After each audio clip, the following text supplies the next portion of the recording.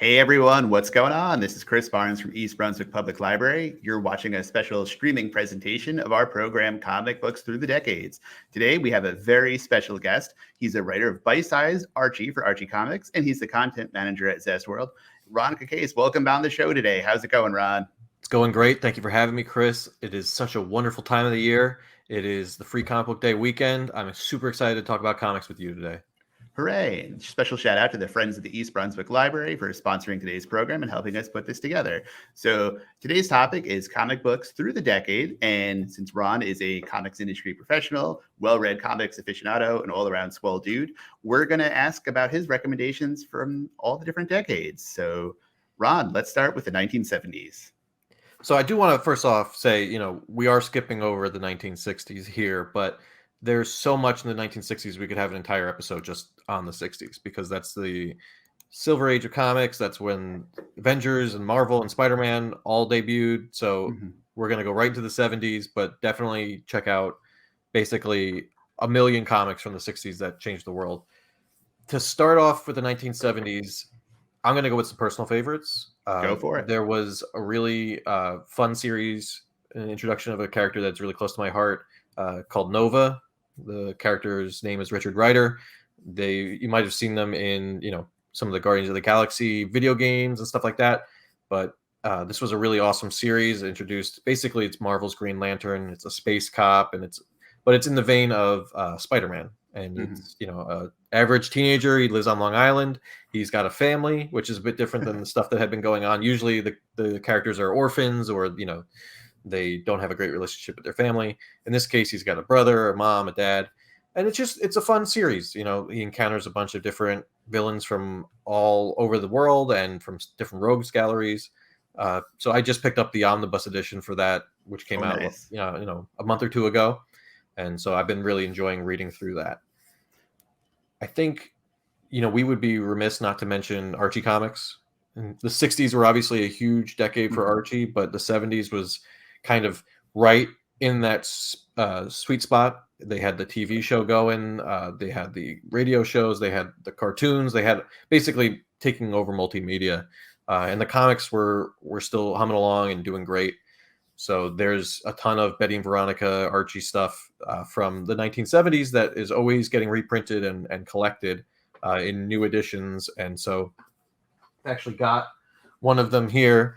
This is the Best of Archie Americana, the Silver Age. And this is a bunch of stories from the 1960s and the 1970s that, to this day are still hilarious. They're still really sharp. So reading comics from the 70s still feels very modern. If, the bell bottoms and the other stuff doesn't make it feel a little dated. I was going to say, I think having revisited some of that material, I think the strong part of it is that a lot of the story beats and the plot points aren't necessarily explicitly 1970s themed. Like you said, there's a certain look and some of the background imaging and that stuff in it, but the plot points are very identifiable. It's like watching Cheers in 2023. Yes, clearly this takes place in 1980 something, but the story beats are not about tied into is Sam going to get a new VCR player? Yeah, there's some stuff like that, right? Where it's like they're discovering Pong or, they have other stuff that's of the time, but then they have topics that are still super relevant today where they discuss, civil rights or they discuss environmental issues and stuff like that. So the stories, though they may be, set in the past, are still kind of timeless in that they still are relevant and beautifully illustrated by all the talents like Dan DeCarlo and Stan Goldberg and just an amazing group of artists that have worked on Archie over the decades. Very cool. And I can't argue with that. So this is kind of where my heyday starts because I was born in 1981 and my dad went to the School of Visual Arts. And growing up, there was a whole pile of, Starlog and Comic Scene, those comic book magazines. So as a kid, I was the weird kid who already at the age of 4 was I don't know who Frank Miller is, but he sounds amazing. And there's this electric character. So this is one of my heydays. And your first pick on our list that we shared was Dragon Ball. So talk about Dragon Ball for us. Yeah. So I know this is comics through the decades, but we can't talk about comics without talking about manga. So, we have to go into all of comics, right? Sequential art as a whole.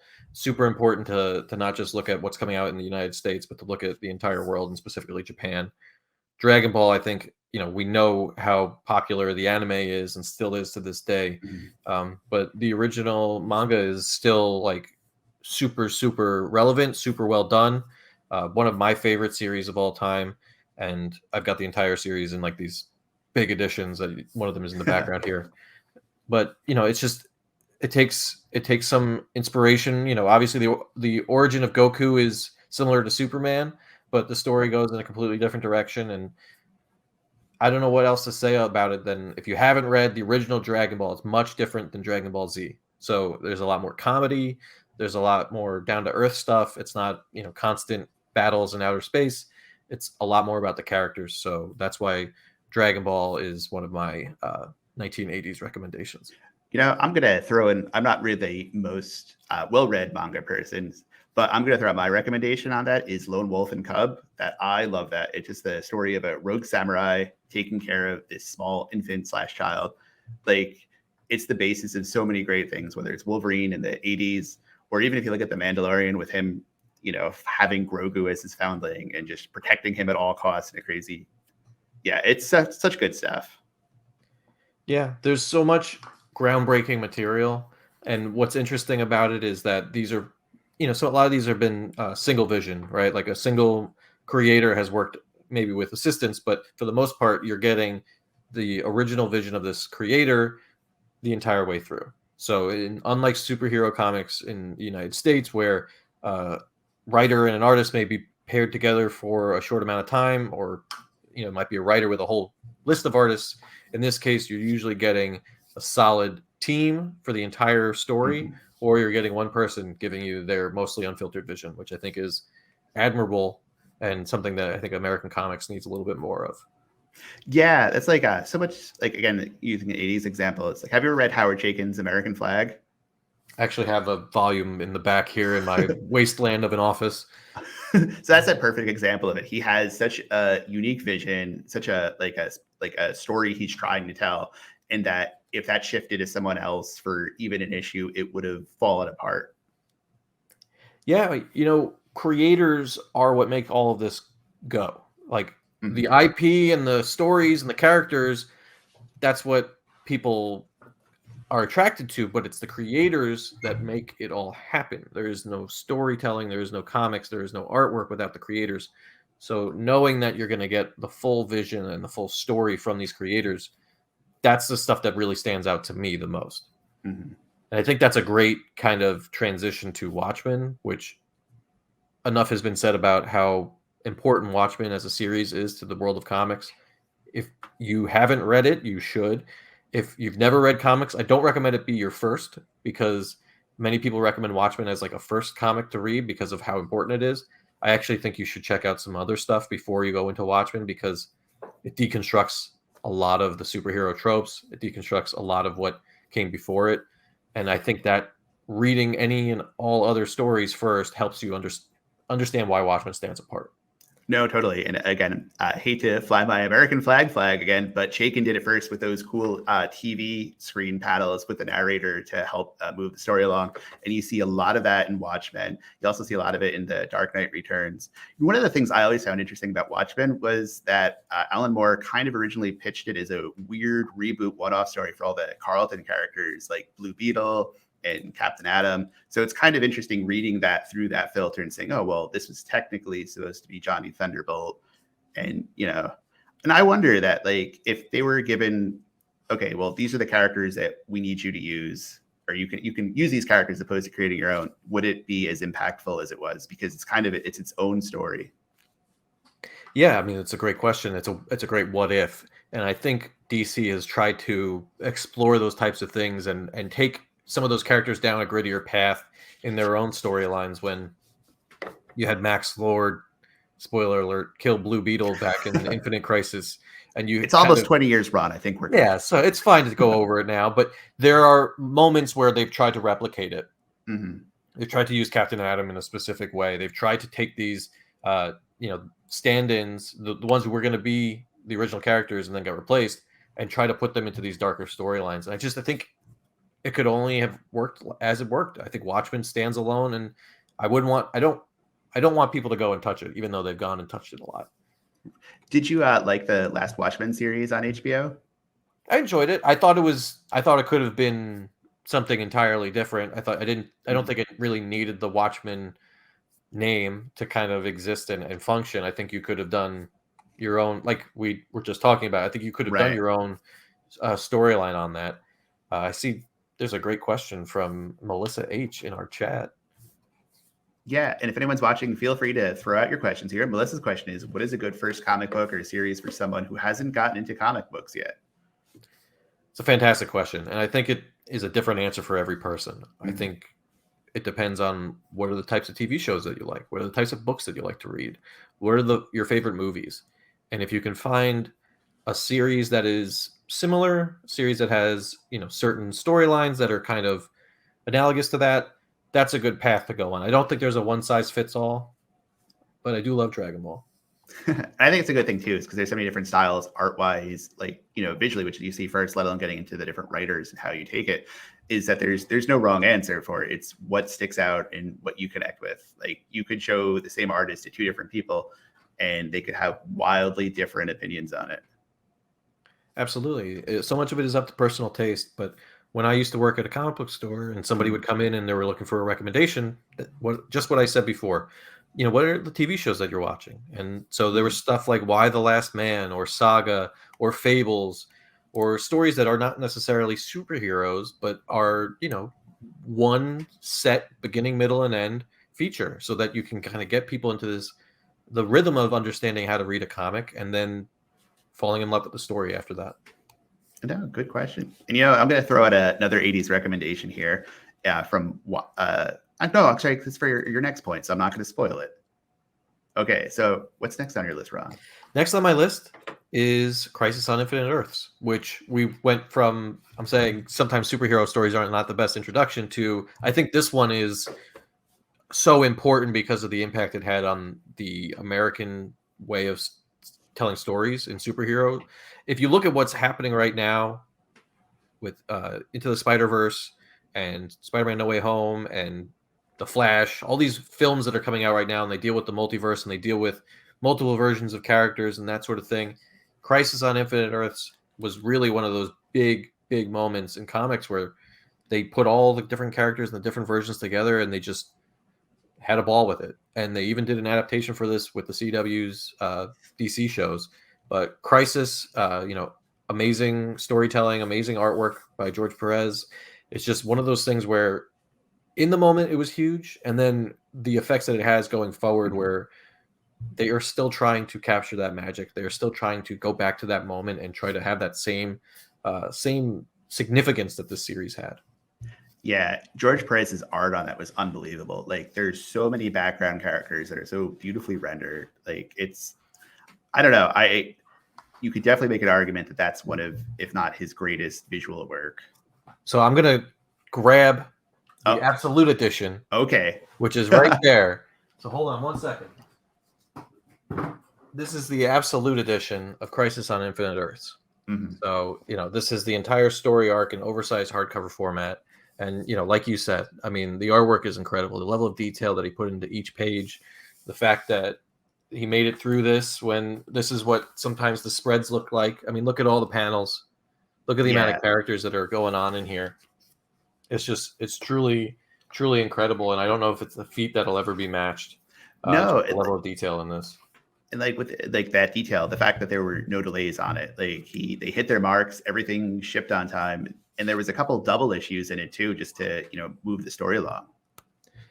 It's just, there's nobody else like him. That's why he's a legend.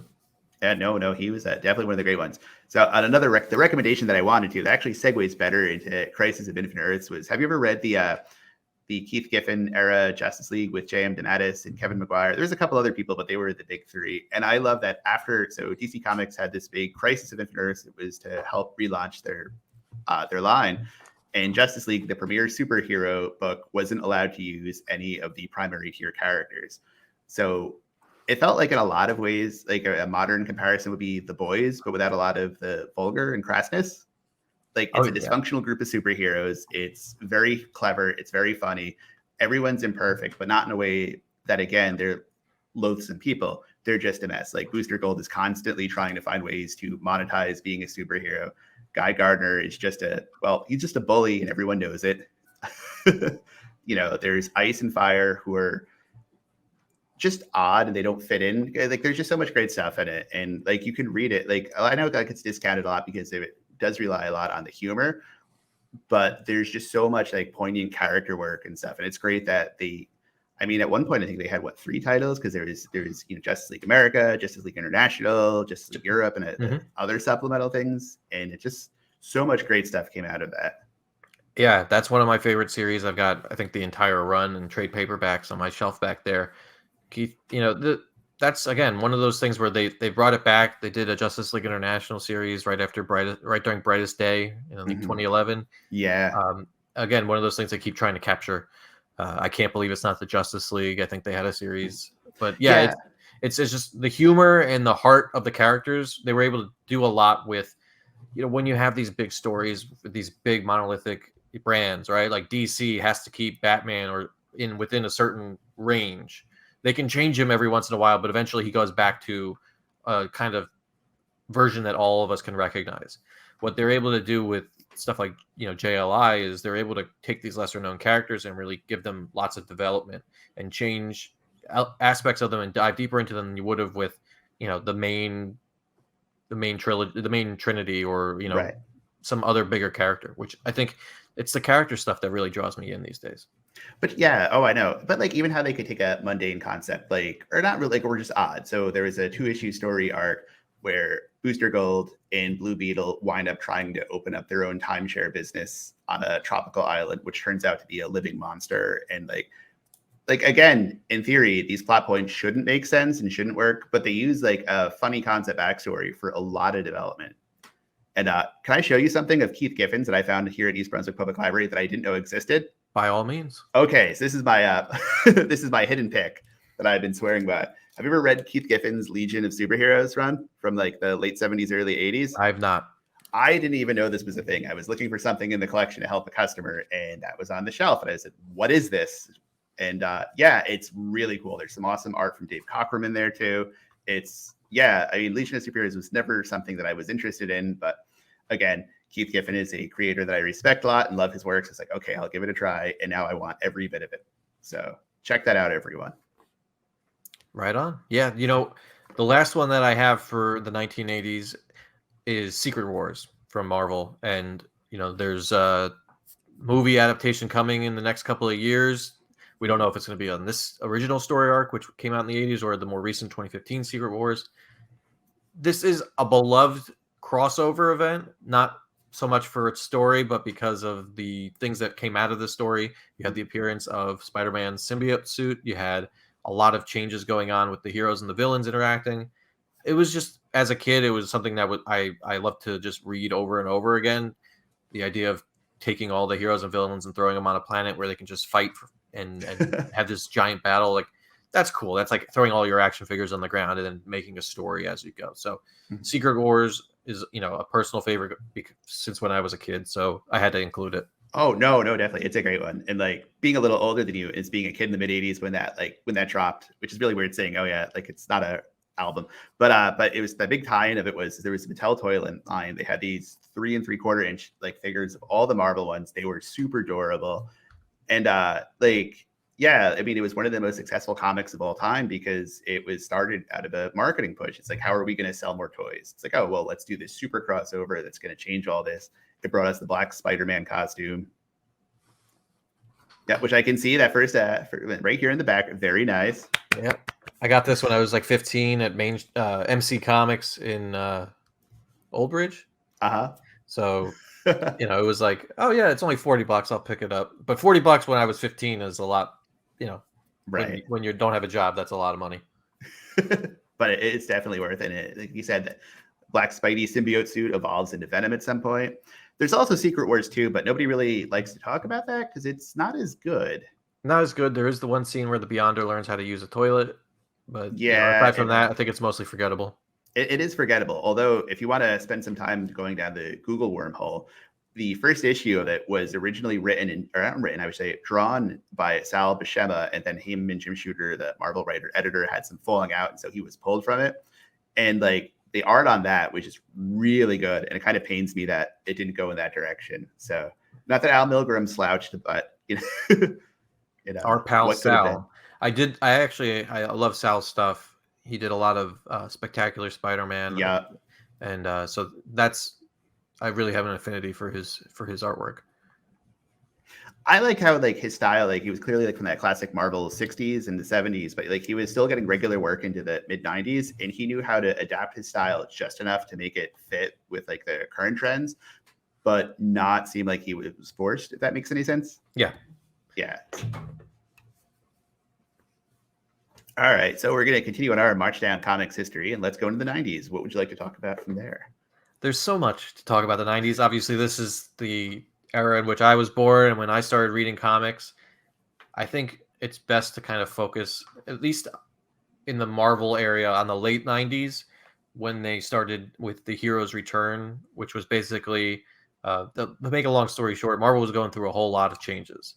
They had outsourced their entire comics line to a couple of folks who formed Image, and things were all over the place, to say the least. They did a second restoration, I would say, after that, called Heroes Return, and that's where they brought all the heroes back to the main Marvel Earth, and they just rebooted all the series back to number one.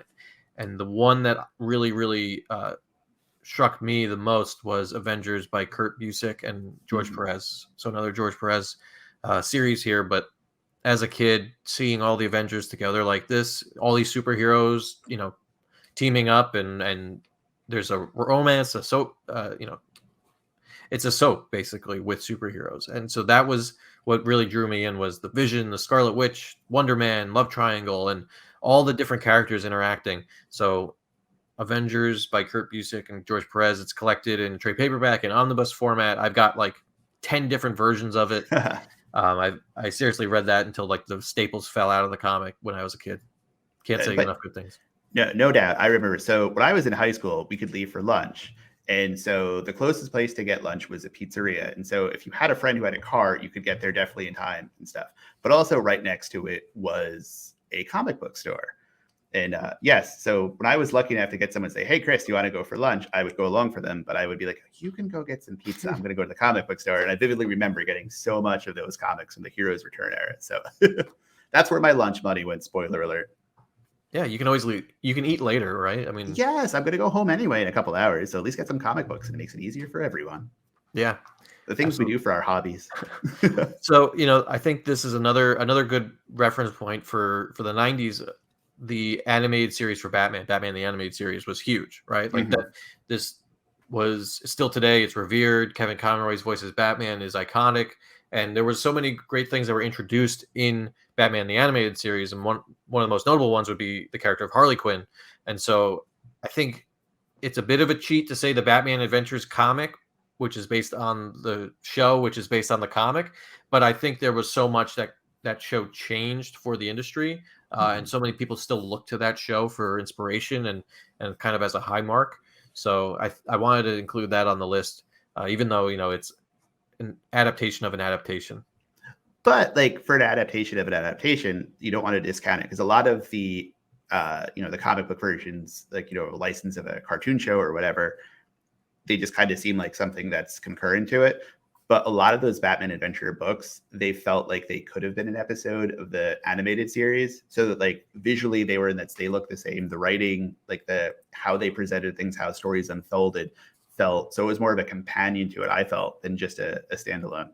Well, yeah, and they also followed that episodic format, right? A lot of them were going to be one and done issues where there's a beginning, middle, and end within the cover of the book that you just picked up. And I think there needs to be more of that in comic book storytelling, where you can get a solid 20 pages of story and feel satisfied and want to come back for more without feeling like you're left on a cliffhanger every month.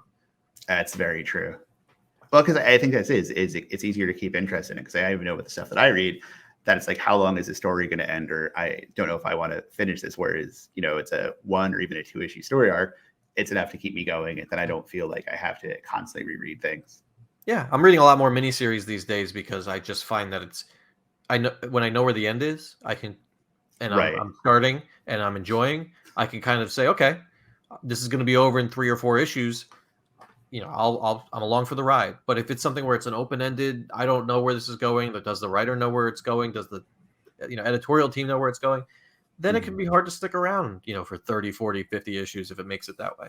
Yeah. And then sometimes you look back at it and like a good maybe 20% of those issues wasn't necessary.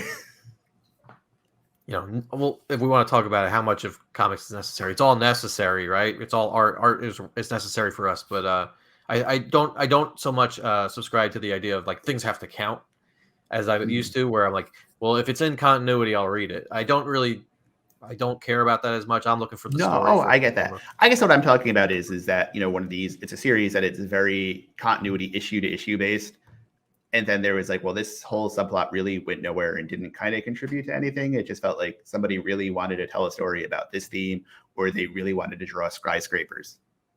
You don't like the Peter Parker as a high school teacher subplots, or that stuff? Although maybe it's because I'm older. I whatever. Sometimes like the stories as Peter as an adult seem much more interesting than when he was just awkward teenager. I think even when I was a kid, I felt that way too. Yeah, Like I mean it's it's all subjective, and I think that's the joy of comics is that you can have Spider-Man doing both. You can have stories, and I also think it's the other point that you can too is that if you don't like the direction of a character or what the current thing is, there's always more than enough stuff that you've probably never seen that you can go back to. That's a great point. There's no use in getting upset about a current direction of a character when there's probably decades worth of material that you haven't looked at, or there's still more stories to come on the other side. One of the next ones that I picked out for the 90s, and this was a series that started in the 80s, but I think the majority of it was going to take place through the 90s, is Sandman. And Mm-hmm. I just, if you haven't read Sandman, you got to go and change that. It's going to make you have nightmares. It's going to change how you look at the comic book storytelling format, but those are all good things, I think. Oh, yeah, I can't not recommend it enough.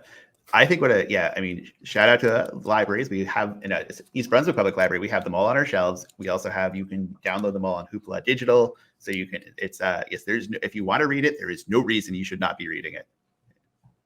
Yeah. Which is your favorite arc from the Sandman? So the serial convention, the one that I've read so far, I've not made it all the way through the Oh, series, but dude, you're killing me here. hey, look, I've got a really big reading list. Okay, I like know, you I can know, I see from know. my office how much is going on here. There's a lot. I work in comics, which means I don't really get much time to spend reading comics. It's the Mhm. dirty secret of the industry is that we're all in the industry because we love reading comics so much, and then once you're in the industry, you don't have time to read anymore. No, So I could see how that would be a problem. So yeah, the one where there are all the serial killers are at the hotel, and that whole story arc is the one that I really like the most. That's a good one. I like. Yeah, I mean, you can't go wrong with any of that. I like the Deaths miniseries that are the offshoots of it because I just love the concept that the physical embodiment of the concept of death is a very cheerful young woman, and I like the stories of her interacting with people and trying to make their lives better on the one day a year for whatever 100 years it is that she can interact with mortals. I also I have the like Death hardcover. I Mhm. still have it in the shrink wrap because I haven't gotten to it yet. But the other story I liked from Sandman was the character that he visits like once every 100 years. And so he goes and he just has like oh, hey, how's it going? You're immortal because I liked having a conversation with you. How has your life changed? And like this time he's like miserable. He's lost everything. And then 100 years later, he's like Yeah. super rich because he invented something and was able to inherit his own his own wealth again by pretending to be his own son. There's just like a lot of cool concepts there where what would life really be like if somebody was immortal and had access to talking to the personification of dreams. It is. Did you like the show on Netflix? Haven't checked it out. I haven't I yet either. And I know this sounds terrible and stuff. Like I'll like it no matter what. Like, and I love watching different adaptations of these properties, whether I wind up loving it or hating it or somewhere in the middle. But I think it's because I love the original source material so much. I'm so afraid of of it not ending right, or I don't know. So it's like I'm like, you know what? I'm cool with it, and I'm sure it's I'm sure it's wonderful. But yeah. You have to watch all new movies and TV shows multiple times at the week it comes out if you ever want to see more of it. That's the thing now, right? You got to watch I know. 100 hours of Sandman in the first 12 weeks, otherwise it doesn't count. Now, I don't look. It's hard to keep up with everything if you are a writer or you have a full-time job or you have just a family. Like trying to watch things the week they come Right. out, that's very difficult. But hoping to get to check out the Sandman series at some point because it looks delightful. Yes, it does. Again, I haven't watched it, but I've seen the YouTube trailer, whatever things they put out, the occasional press shots they do, and it looks good. But again, I'm just weak, Ron, and maybe what we'll do is we'll get back and do a watch along, and we'll see if we can do this together as a group. That might be cool. All right. So, anything else in the '90s that you want to talk about? I think that's it for me. There's a whole bunch of the 90s that people don't like referencing and talking about. I'm not going to go into things that I don't like. I think the best way to spend your energy in comics is to find the things that make you happy. And that's I totally know what you mean. Like, there's so much stuff out there, and I never complain about someone's like, oh, well, why don't you like this? It's like, well, I don't like it, but that's cool that you like it. I mean, if it's art, it's all subjective. And that's the other part of it too, is that it's like ice cream. You may like mint chocolate chip, and I love chocolate chip cookie dough, but we all like ice cream, and it's the same thing. So if you're spending money in a comic book store, that means other stuff gets printed and published. So it's high tides raise all ships. And I do love mint chocolate chip, so it's the best. Now, see if we can still be friends. Do you like green mint chocolate chip or the white mint chocolate chip? Why not both? Good point. Yeah. I'm not going to pick and choose if I get mint chocolate chip. As someone who's lactose intolerant, I don't really get much of a choice. Oh, no. Beyond the general like vanilla and chocolate flavors that are lactose free. So if I get mint chocolate chip, I'm just taking it. I had a roommate who was like that. And whenever he would eat ice cream, he would load up on whatever lactate medicine he needed before to make it worth it. And but I can understand on this. Oh. All right, so let's talk about the 2000s. It was the best of times. It was the worst of times. So this is a decade where there was, again, a lot of change in comics, a lot of great change, a lot of not so great change. But what happened in this era is that you started to see the length of time between the comic book coming out and the adaptation coming out kind of really shorten. Like that window starts to really shorten here. So one of the things I think was super influential in the comic space was the Ultimates, which I've got right back here, one of these directions. Oh, I can see it. Yes. Yeah. So this was, part of the Ultimate Universe, which was Marvel's rebooted, modernized version of their characters and their storylines. And it's the Avengers, Captain America, the Hulk, Iron Man, the Wasp. And they just, made it a little bit more mature, a little bit more immature. And Mark Miller and Brian Hitch did a really big widescreen version of the Avengers. There's political intrigue, there's, espionage, there's politics, there's all kinds of things in this that the Avengers stories had done before, but they're doing it on a different level here. And a lot of what you saw in Ultimates ultimately, pun intended, influenced the Avengers and the MCU films. So I had to include Ultimates on this list. It was one of the series that got me back into reading comics permanently. And I think, maybe some of it doesn't hold up as well as it could. The 2000s were a really hyper political time. I mean, when is it not? But in this case, a lot of that post 9/11 stuff was influencing the storytelling here. And I think, it's good to look back historically, but it's a very interesting time. It is. And I think that's I love Mark Millar's writing, but this is peak Millar in the first half of the 2000s with, there's a certain level of profanity in it. Everyone's intense. I mean, it's great stuff. I love it. And even but in Hitch's art on this, OMG, it's insane. Yeah, there's one part where he does a 9-page. So this is the Ultimates 2. This is collecting the sequel series. There's one part where he does a fold out. Yeah, that is just absurd. It's insane. It's I think it holds the record for the largest fold out in comics history. Yeah, I remember that all too well. I mean, look at that. It's insane. And that's only half. Yeah. And I remember the original issues would, sometimes they would be late or they'd be delayed, but it was always worth it because you never felt I waited 2 extra months for the next issue and for this. But I mean, look at that. It's ridiculous. But yeah, there were delays, and this was that started the kind of the trend in. I mean, it was always a trend, right? Comics were always going to be late, but you don't remember that Watchmen published issues late nowadays. Right. But yeah, there was definitely a trend in saying, hey, let's wait, let's let the team finish. We're not going to fill in anybody to take over Brian Hitch. We're just going to get the script done. Okay, it was originally 20 pages and now it's 38. We'll just raise the price by $1 and people will deal with it. Yeah, it does. Yep. Yes. All good stuff. So what else was from the 2000s? I have a copy of your list, and this is something that I knew everybody would mention, and rightfully so. The Walking Dead? Yes. Yes. You can't talk about comics in the 2000s without The Walking Dead.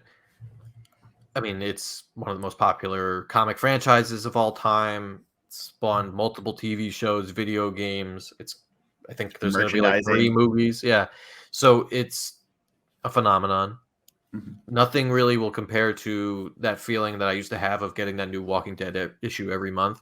It was a ritual for me. I would always read it. Eventually I switched to the trade paperbacks, but I still read the issues in the comic shop. The first thing that they came out, I would read it. It was unlike anything else, and it was in black and white, which I thought was really impressive. Was a series that didn't even have color was that popular, because you typically think, American comics need to be full color, but Walking Dead bucked that trend, and I think it was fine for not having color. No, and like at the very least, it made it stick out from a. I also like that from reading it. It's kind of interesting because on one hand, it looks, it's a zombie story, but then you look at a lot of the way that Kirkman laid the story and the plot and how it advanced. At the same time, it also was a lot like a Western movie. Yeah, it was about the humans. It was, I mean, it was about survival, and it was about what is a world with all of the trappings of modern life gone. What does that world look like, where it's kill or be killed? And that's, if you want to compare it to the Wild West, I think that's apt. It was just and when it ended, when the series ended, like that was huge, because you're in this routine of buying something every single month for over a decade. And then all of a sudden the series just ends. No warning. That was shocking. No. All right. And again, we'll have that all at the library. They have it pretty much at every public library because it warrants it. So last on your list of the 2000s is Grant Morrison's run on Batman. It's coming in late, right? Like 2000, late 2007, I think. Mm-hmm. But this was a personal favorite of mine. At the time, I didn't appreciate it enough. But having gone back and read all the issues recently, really, really enjoyed this. They dealt with all the things that were happening in comics at the time, right? Sometimes you need to do a crossover, you need to bring this character in, but really they were able to tell their Batman story. And Damian Wayne is a wonderful addition to the Batman mythos and the way that they handled the introduction. And you had the Kuberts on artwork, and you just had so many strong story arcs within this larger run from Batman. I'm blanking here for a second, but you had the Batman Incorporated part of it. You had Batman and Robin. So, it wasn't just one Batman story all the way through. You had the return of Bruce Wayne. There were all these different story arcs going on in this larger run that just looking back at it is awesome. There were a lot of concepts in it that Grant Morrison was exploring. And I think with any of Grant stuff, like you said, it's hard to read month to month because it's like, well, where is this going? You don't know where it sits. But if you have a whole stack of Morrison to read, it makes perfect sense. It's one of those things that you're better off waiting till you either have a whole complete chunk of it to read, or you get the trade paperbacks or the graphic novels, because you really need to flip back and forth a lot to get to the point. And I think that's one of the joys of it. Yeah, it's not only is it referencing every Batman story that's ever come before, right? Like the stuff with Zura and R, and like the Black Case book, right? Like that's the words I was looking for earlier. But it's also self-referential, and so like they will tell you things in an early issue that you don't even realize are important until 20 issues down the line, where they're like, in this panel, this thing happened, and this character was introduced, and they did this, and it's like, wow, I knew that, I saw it, but I didn't put it together. And so there's just so much depth to it that I just can't recommend it enough. The graphic novel collections are out there, the hardcovers are out there. Definitely check it out. It's just amazing. Yep, there's a lot of great rereadability in it, and being a consumer, that's always a bonus. So it's not like it's a one and done. I'm gonna go reread it right now. Just kidding. I have other stuff to do, but Oh. yeah. All right. So let's move ahead a little bit to the 2010s. Yeah, so I'll just start off the bat with Saga. This is a series from Image, from Brian K. Vaughan and Fiona Staples. If you've not read Saga before, you really should change that. It's a wonderfully illustrated and beautifully told story about a family in outer space. It's sci-fi, it's drama, it's comedy, it's horror, it's action, it's all of it. It's really, I remember being at the comic shop when this came out, working at the comic shop when this came out, and just knowing there was something special about it by the vibe that I got from reading it, and then the customers that were coming in that I've never seen before, who are actually now readers and not just speculators. So Saga is a comic that you can use to hook anyone that's not read comics before because of how engrossing it is. Now, before you get back to the comics, we're going to throw in there, because you and I know, because we're comics nerds, aficionados. What to the civilians who may be watching or listening to this? What is a comic speculator? Comic speculator is somebody that has an idea, or there's a rumor about a comic that may be worth money at some point in the future, or maybe worth money now, and they will show up looking to get that comic for flipping it and buying it and reselling it, rather than reading it or collecting it or enjoying it for what it actually is. That's a much nicer way than I would have put it. That's why I had you answer that question. I am nothing if not diplomatic. I have to be diplomatic. I worked in comics PR. I am a comic creator myself. I kind of have to toe the line and kind of give it to you straight. And points for giving it in a way that's a civilian-friendly description. So what else from the decade that was the 2010s did you like? My Hero Academia, which I know is a huge anime series, but you should definitely be checking this out. I believe you have these at the library. This do. Is an amazing, it's manga. It's a manga take on American superheroes, basically.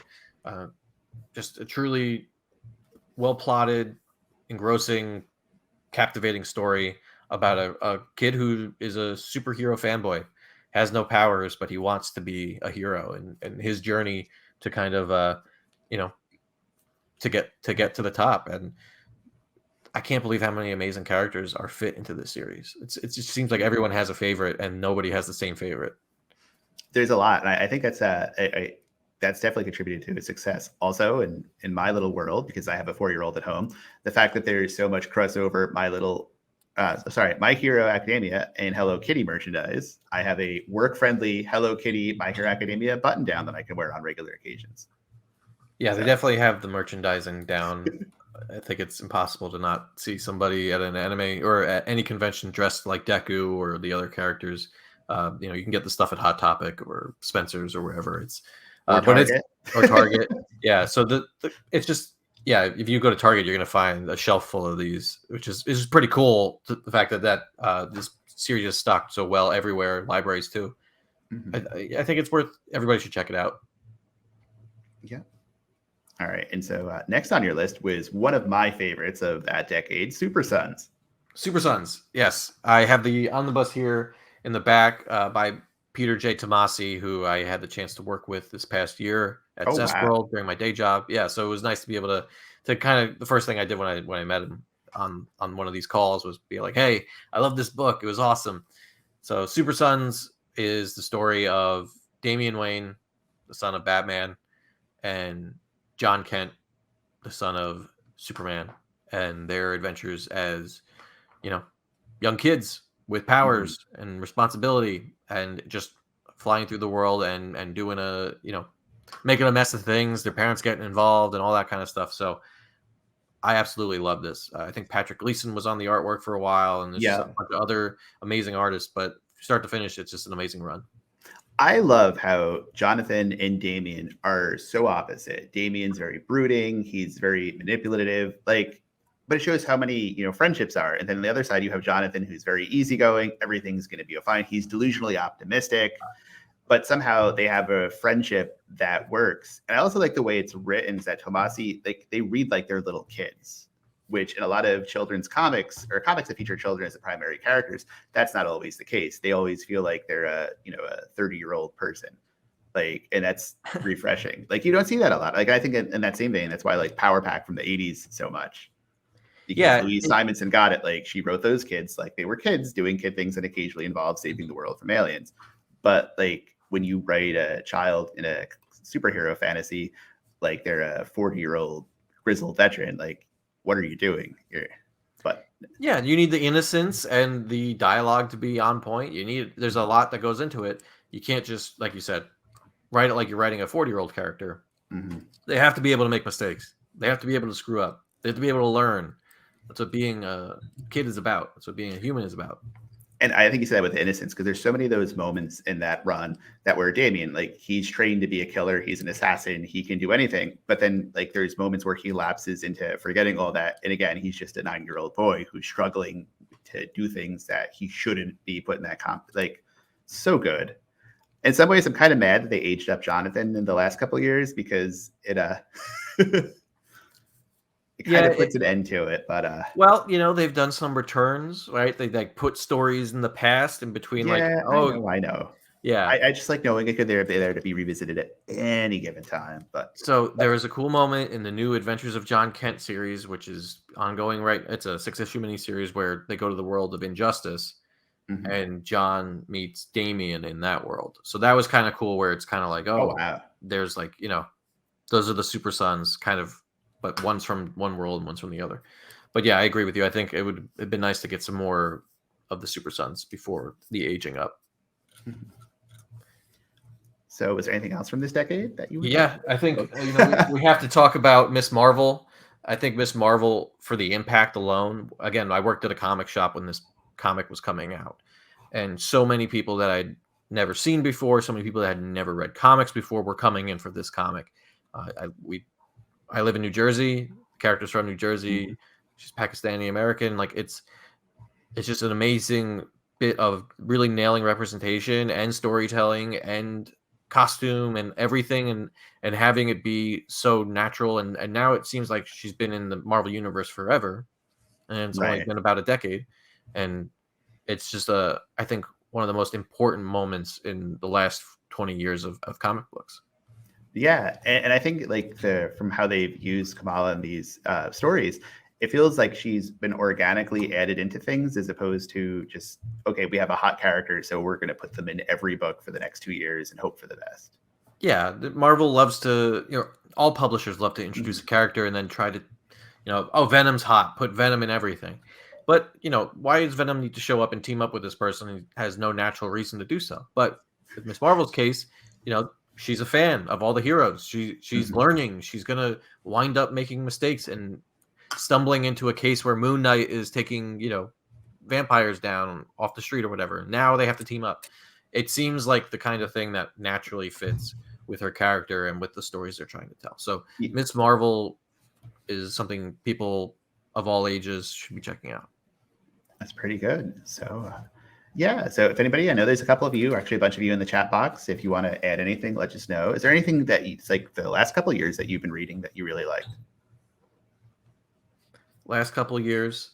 That's a thanks for putting me on the spot. I know, that's what I do best.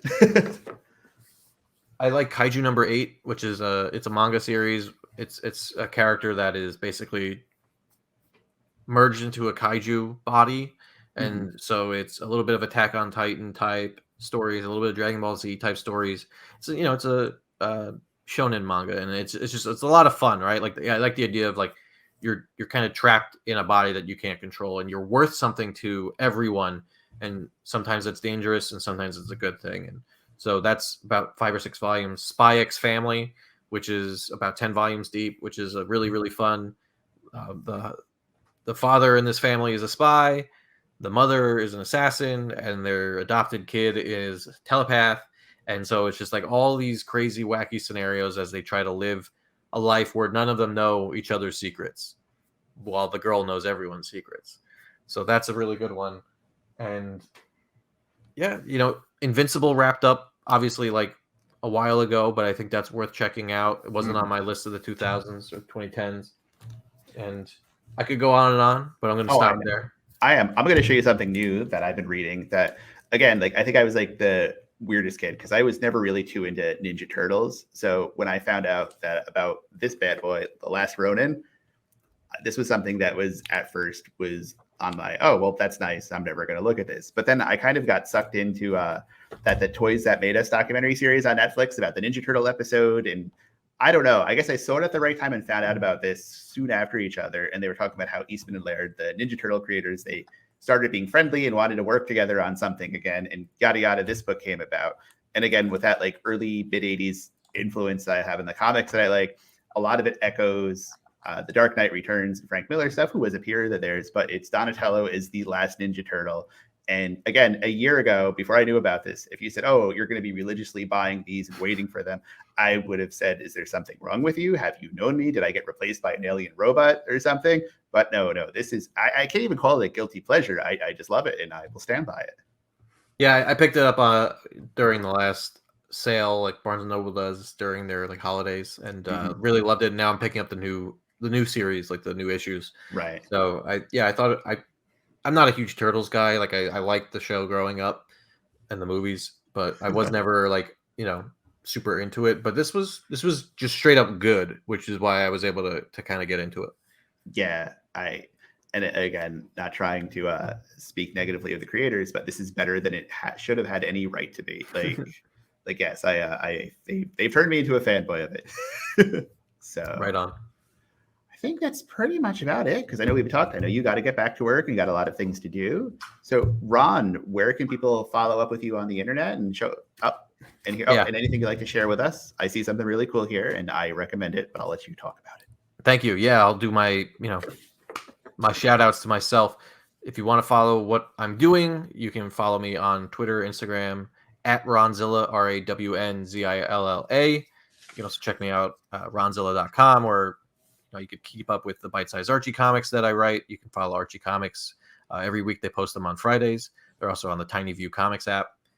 You can check out my day job, zestworld.com, read free comics, support creators, get custom digital art.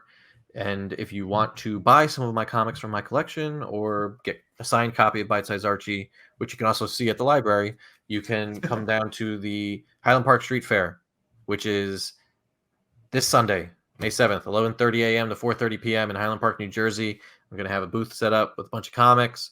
You'll be able to buy them, and please help me clear out my overwhelmingly stocked office. I need to get rid of some of this stuff. That's very important. Will you sign books that you didn't write? I will sign. No, I don't sign books that I don't write. If there's an Archie book where my name is in the credits. Oh, I was going to say that like somebody shows up with, I don't know, like Detective Comics number 1000, like, you can scribble it out. No, I wouldn't want to do that to anybody. I wouldn't want them to think that there's some kind of value added to it by having my scribble on it. But, if there's an Archie book where my name is in the credits, I'll sign it. No problem. I worked to promote that book probably, or gave one note. I think it's fine to sign it. You're in the Archie corporate family, so it makes complete sense. Yeah, at certain points. I gotcha. But yes, go check him out. Follow Ron at all his social. I know we talked about it. If you're looking for more stuff from East Brunswick Public Library, links to all our social accounts, our YouTube page, our podcast, events, we do everything. Go to www.ebpl.org. Ron, thank you again for being our guest today. Thanks again to the Friends of the Library for helping us put this program together. Special shout out to Melissa Hozick, who's our producer, who's been putting this together to make it look so cool and did all our tech work on this.